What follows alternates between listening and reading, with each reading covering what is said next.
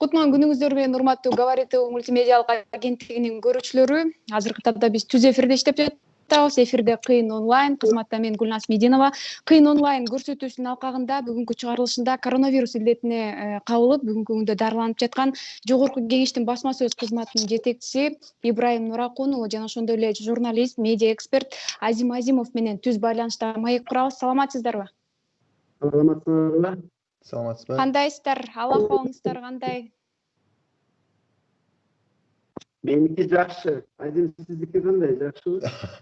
Рахмат. Биз эми айта кеттим, бир аз түшүнүксүз болуп атат. Жакшы деген келет, бирок улам өзгөрүп турат экен абал. Эми Ибрайым мырза, сиздики деле ошондой болуш керек.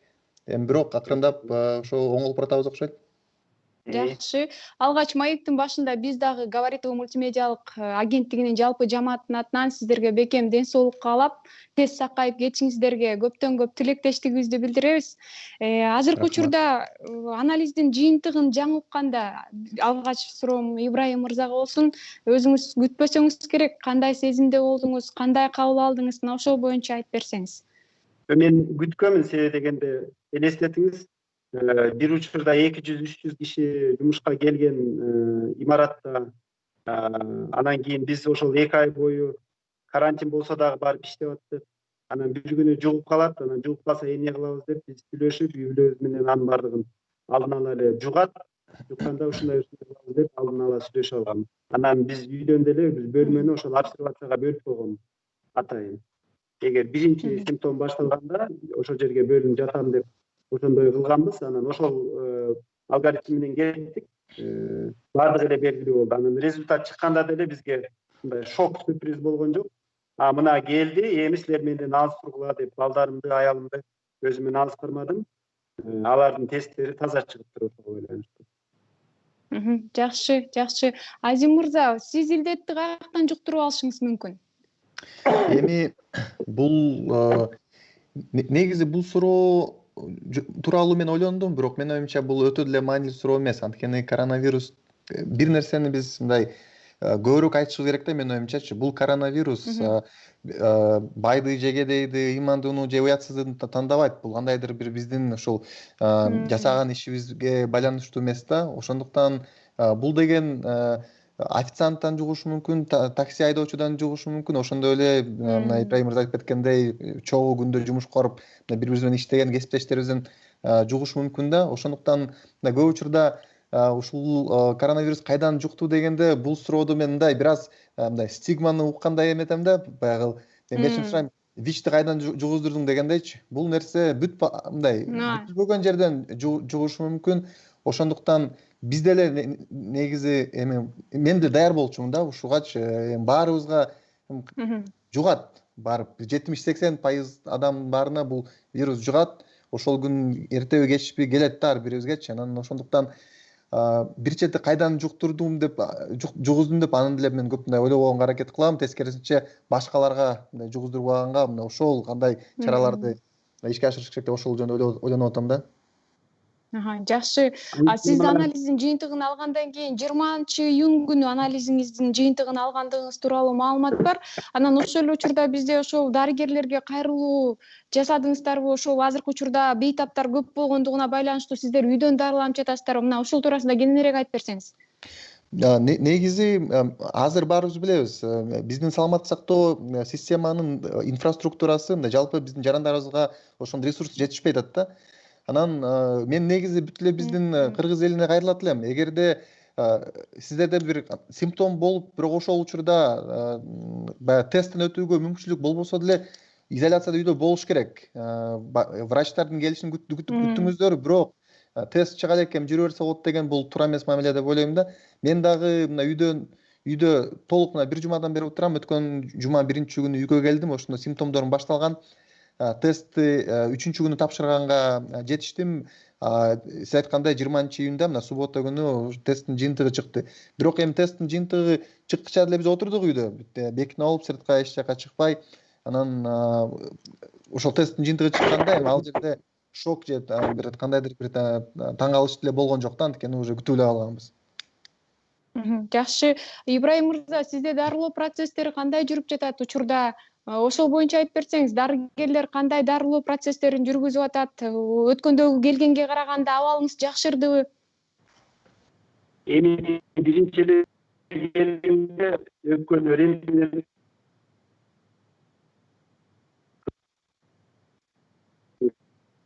ошо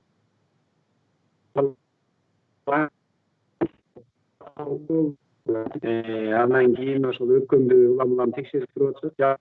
Жалпы ошол жөтөлдүн баардыгы ошондон келет. Дене салым жакшы эле. Анан кийин жана карантин анан жалпы жөнүнөн жакшы. Анан бул жердеги ушул токмокто жатам. Анан бул жерде баардыгы биригип 50 киши экен дарыланып аткан. Ошолордун бир 20сы жеңил форма экен. Бир 14-15 оор форма. Калгандары орточо экен. Мен ошо орточолоруна кирет экем. Орточолордун баардыгы ушундай эле жакшы тамак аш ичип жакшы дарыланып атат. Анан оорулору да жатат, алар турбай да жатышат. Анан кийин бири-бирибиздин бөлмөлөрүбүзгө кире албайбыз. Бирок докторлордун айтымында оорулор дагы бар. Түшүнүктүү. Азим мырза, айтсаңыз, буга чейин социалдык тармак аркылуу дагы ошол оорунун илдеттин симптомдору, белгилери жубайыңызда дагы байкалып жаткандыгы тууралуу айтылган маалыматыбыз бар да. Азыр кандай жубайыңыздын абалы? Кантип дарыланып атасыздар? Үйдө сиздерден башка да бала чака, тууган урук дегендей, алардан кантип очолонуп жатасыздар? Мына ошол боюнча айтып кетсеңиз. Негизи мына биз үйдө дарыланып атабыз. Бул деген эми биздин өзүбүздүн бир кандайдыр бир жеке чечимибиз деп айта албайм. Анткени мына 3-күнү өткөн жумада мен ушул коронавируска тест тапшырдым, ПЦР. Демек, саламаттык сактоо министрлигинин ушул менде вирус бар экен, ушул тууралуу алардын маалыматы бар, бирок биз менен тилекке каршы эч ким байланышка чыга элек. Анан биз болсо өзүбүз эле мындай өзүбүздүн кандайдыр жеке бир жарандык жоопкерчилигибизди ойлонуп эле үйдө отурабыз негизи. Анан бир чети мындай үйдө өзүбүз отуруп сарсына болбогонубуздун себеби келинчегим экөөбүздүн тең симптомдорубуз жеңил эле. Мына 2-3 күн мен катуу температура болдум, бирок андан кийин азыр бир 37-37,5дын бир ортосунда ушундай диапазондогу температура болуп эле, жөтөл деле жок, температура деле жок, мындай бир аз эле алсырап турбасак башка симптомдор жок. Бирок негизи өзүбүз мындай байкап турабыз, келинчегим экөөбүз тең балким жаш болгондугубузданбы мындай жеңил эле өткөрүп атабыз. Кызым болсо бир күн 37,5-38 температура болуп, анан эртеси күнү кайра эле маанай сонун жайдары чуркап жүрөт үйдө. Анан бирок эми бул бир нерсени түшүнүшүбүз керек. Бул грипп эмес, ангина эмес, мындай бир оңолуп өтүп кетиши да мүмкүн, бирок мындай билгиспей туруп, мына Ибрайым мырза айткандай эле өпкөгө өтүп кетиши мүмкүн. Ошондуктан бүгүн биз дагы ошол эмени ойлонуп атабыз, баягы компьютерный томография деп коет, ошол өпкөнү бир кандайдыр көрсөтүү жолун таап деп азыр ошол 118 линиясына чалып, үйдөн чыкпай кантип ошол тестти жасаса болот деп биз да ойлонуп атабыз да азыр томографияны.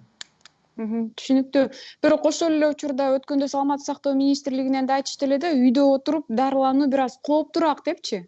Бул маселе жаралбаш үчүн дарыгерлерге барып ооруканага жатуу аракетин көрөсүздөрбү мындан ары дагы, эгерде ошо биздин министрлик барып алып кетип дарылай турган болсо? Жок, мен негизи чын айтсам 3-күнү тапшырганда ошол эле күнү даяр болчумун, мен азыр алып кетет деп. Бирок негизи мындай башкача сезилет экен да, мына бүгүн келип сени обсервация алып кетет дегенде сумканы чогултуш керек деп мындай ар түрдүү ассоциациялар мындай ой жүгүртүмдө болду. Анан бирок албетте биз эми даярбыз. Бул кандай десем, бул жерде эркелеген туура эмес деп ойлойм. Бул мындай өзүбүздүн ден соолугубуз, бул өзүбүзгө таандык, өзүбүз жеке жоопкерчиликти ушул жерге алышыбыз керек. Анан эми албетте бизди больницага алып кетсе, биз эми кубаныч сезимдеген туурабы, бирок негизи кубаныч сезимдеп барууга даярбыз да. Түшүнүктүү.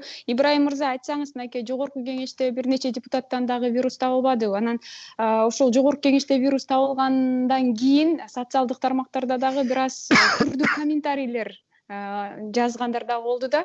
Ошол комментарийлерди мындай маанай түшүрүп, же болбосо бир ошондой комментарийлерди кандай кабыл алдыңыздар жалпысынан? Ал жакта мисалы жөнөкөй адамдар дагы иштейбиз деген дагы жооп катары комментарийлерди жазышты. Оор тийген жокпу сиздерге? Эми бул жерде бир кызыктай эле болуп атат, себеби дегенде жогорку кеңештеги коронавирус сезонун мен ачып бергендей болуп калдым, басма сөз кызматынын жетекчиси катары. Бирок чындыгына келсек, мага дагы ошо бирөөдөн жукты да.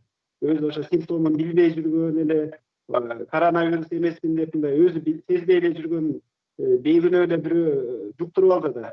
Туурабы? Анан жанагы айым айтмакчы, кимге жуктурду, анан кийин жогорку кеңешке жукса ошолор күнөөлүү, анан кийин ушулар бүт баарын жуктурат, анан кийин ушуларга жуксун, ушулар жогулсун дегендер булар албетте туура эмес. Анан кийин мисалы мен айтып чыгып атам, айтып чыксам дагы ишенбей, ушул жогорку кеңеш мына эми калпайтып атпайбы бизге, анан кийин ушулар ачсыз турбайсыңарбы, анан оорубай эле жыргап жүрбөйсүңөрбү, анан бийлеп атпайсыңарбы, анан артыңардан өрдөк учуп жүрбөйбү дегендей албетте болуп атат андайлар. Анан бирок ошого карабастан мени тааныган журналисттердин баардыгы билет. Мен дайым ошол өзүмдүн журналисттик мындай нейтралитетимди жоготпой келем, жогорку кеңешке иштегениме карабастан. Анан ошо чындыкты айтып атам, кемчилигинди айтып атам, артыкчылыгынды айтып атам. Анан кийин ошол негизги бул жерден журналист катары иштеп атам. Репортаждарды берип, ошол доктурлар жөнүндө, абал жөнүндө кантип дарыланып атам, ошолор тууралуу айтып, анан эл тереңирээк ишенип, сак болсун, жакындарын коргосун, ошол карантин режимдерин сактасын деген эле максат менен ошондой бул жерден эми журналисттер кире албайт да больницага. Ошондуктан мен журналист ооруп түшүп калгандыгыма байланыштуу интернет технологиясын пайдаланып айтып атам, ичинен репортаж кылып атам күнүгө. Анан кийин көптөр жакшы эле кабыл алып атат. Жакшы кабыл алып түшүнүп, биз деле ушундай кылышыбыз керек турбайбы? Анан жанагы жөнөкөй грипп сыяктуу деле болот экен, ошондо эле обочолонуп башкаларга жуктурбай аракет кылса болот турбайбы? Рахмат сага дегендер аябай көп болуп атат. Анан чет өлкөдөн бери доктурлар чалып кеп кеңештерин бергендер болуп атат.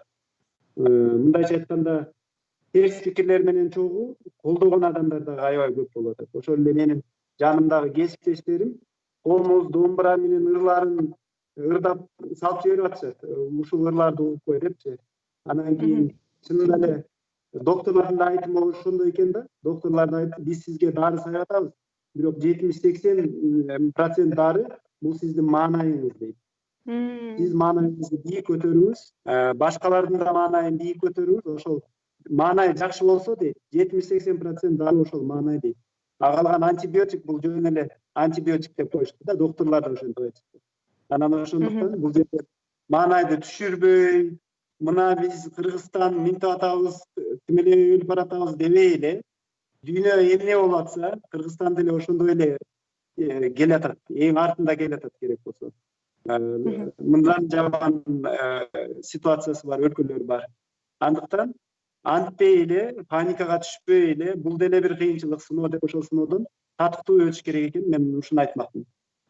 Жакшы, Азим мырза, айтсаңыз, азыр жогоруда эле Ибрайым мырза айтып кетти, бул оору жок, бул саясат дегендерге дагы сиз кандай бир өзүңүз комментарий берет элеңиз?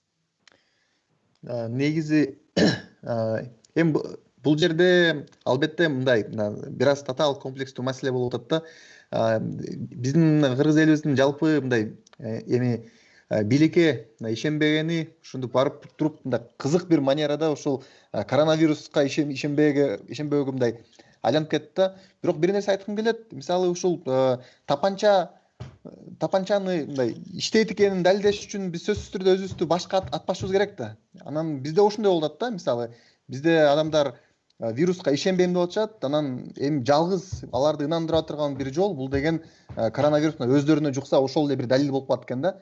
Бул мындай туура эмес, жоопкерсиз. Анан бир чети жана эми кандай десем, инфантилен деп коет эмеспи, мындай жаш баланын мындай мамилеси сыяктуу болуп атат да бул жерде. Жалпы кыргыз элине кайрылат элем, өзүңүздөр жакшы карагыла, карантин ушул санитардык бүт чараларды мындай туура аткарып, ошолорго да көңүл буруш керек. Анан өзгөчө ушундай общественный местолордо жүргөндө маска тагынып, антисептик колдонуп, колду жууп, анан эң негизгиси социалдык дистанцияны сакташ керек. Мүмкүн болушунча үйдө болуш керек. Үйдөн чыккандан кийин эми бүт тойлорду кыдырбай, мындай кылган ишти кылып туруп, анан кайра үйгө кайтыш керек деп ошентип ойлоп атам да мен. Жакшы, урматтуу. Айта бериңиз. Коронавирустун бир эле опурталдуу жерин айтып коеюн. Мына мен деле ошо жөнөкөй эле грипптей өткөрүп атам. Азим мырза деле мына жөнөкөй эле грипптей болуп турат, көрөсүнчү. Бирок ошол жанагы ишенбегендер ошондон болуп атпайбы? Жөнөкөй грипптен бул коронавирустун эмне айырмасы бар? Эми айырмасы бар, мен ошондон сездим. Бул саналуу минуттардын ичинде окуnuş келген деңгээлге жетип калышы мүмкүн экен. Саналуу минуттардын ичинде өтө тез дегенде. Мисалы мен бул жака түшүп, анан кийин саналуу минуттардын ичинде өпкөм кадимкидей денем кыстыгып, жөтөлүп, өпкөм вируска толуп атканын мен сезип аттым да. Ошого мен көрүп, жанагы тез жардамды тезинен чакырып бул жака келдим да. Демек бул баягы аябай тез өзгөрүп, адамды тез эле жоготуп ийе турган күчкө экен, ошол жагы окуп калды экен да. Мына ушул эң негизги жөнөкөй грипптен айырмасы ушул экен да. Анан жанагы ишенбөөчүлүк жагынан, мисалы, дүйнөнүн баардыгы ал этаптан өттү. Мисалы, Британияда деле ушул 5G деген байланыш ушул күнөөлүү экен деп станцияларды өрттөгөн эң өнүккөн билимдүү Британияда деле болду. Башка өлкөлөрдө деле, Америкада деле, Кытайда деле жанагы конспирация теориясына ишенип алгандар ошондой бир этаптан өттү. Дүйнөнүн баардыгы бул ушундай эле бир оору турбайбы, грипптин бир түрү турбайбы, бирок окурталдуу түрү экен. Эми муну менен күрөшөлү дегенге келди. Анан биз ошол дүйнө менен чогуу ошол реалдуулукка келели.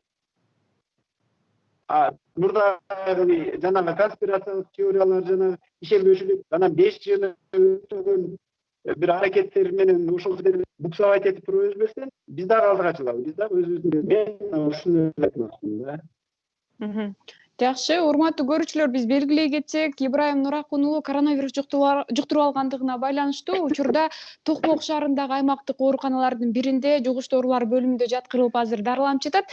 Ал эми ушул вирус жугузуп алгандардын арасында медиа эксперт, журналист Азимов мырза болсо, ПЧР анализинин жыйынтыгы 20-июнда чыккан, бирок бүгүнкү күнгө чейин мына бейтаптарды оорукана кабыл ала элек, учурда үйлөрүндө дарыланып жатышкан чагы.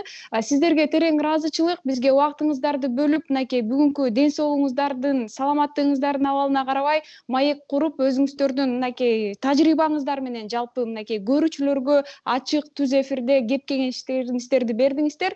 Алдыда сакайып кетиңиздер, аманчылыкта, ден соолукта сиздер менен дагы да болсо жумуш үстүндө жолугушалы деп тилек кылалы. Саламатта туруңуздар, оорубаңыздар. Ийгилик сиздерге дагы. Чоң рахмат, сизге дагы ошону каалайбыз. Урматтуу Govori мультимедиалык агенттигинин көрүүчүлөрү, бүгүн биз Кыйын онлайн жүрүшүндө коронавирус жуктуруп алган бейтап мырзаларыбыз менен Ибрайым Нуракун жана ошондой эле Азимов менен түз эфирде маек курдук. Кийинки эфирлерден амандашканча саламатта туруңуздар.